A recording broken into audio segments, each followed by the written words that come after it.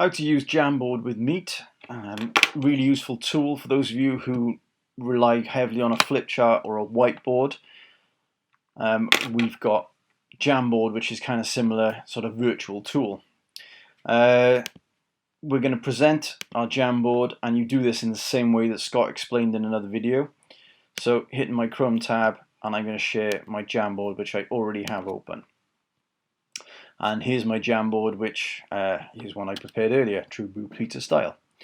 I'm going to skip across to the next page. You can have as many pages as you want. Okay, and just sort of looking down the side, you've got over here, you've got a multiple sort of tools and colors. So your pen tool, your marker tool, if you sort of hover over them, it will tell you what they're called. A highlighter or a brush. Personally, I mean this one, the second one in, the marker, that's far more useful. The pen is a little bit thin when you draw compared to the marker. It's a bit easier to draw with. And obviously I'm using my trackpad. If you have got an iPad or an Android tablet available to you, you can do this by sort of, I'm connected on my iPad and I'm actually drawing on my iPad at the same time, which is quite handy because I could actually click back on the Meet and see what's going on here with my students whilst drawing on the Jamboard. You can see what I draw on the Jamboard here with my stylus. It's coming up and it's got my little picture of an icon. Now, when your writing goes badly, you can always clear frame, or you've got a rubber tool. I'm going to skip the select tool for a minute and come back to it.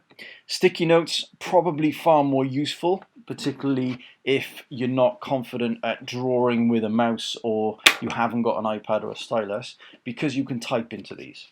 So I can type a topic into these. I can change the color of my sticky note, and this works exactly like Post-it notes. Can now go back to my selector tool and I can move that around. I can resize it.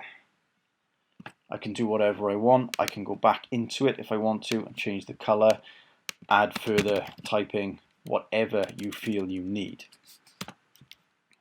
Okay, click save and that goes back out. What you've also got is you've got an add image.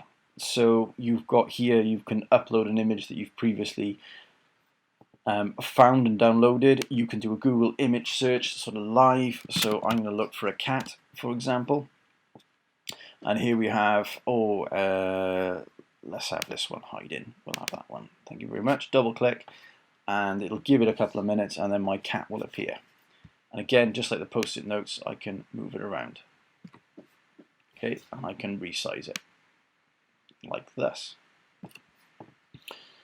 Okay. And then also you've got your laser pointer. Now this is really useful because it doesn't stick around. So you can say, hey guys, look at this bit here, and just sort of swirl around things and then it will just disappear. So it doesn't sort of stay.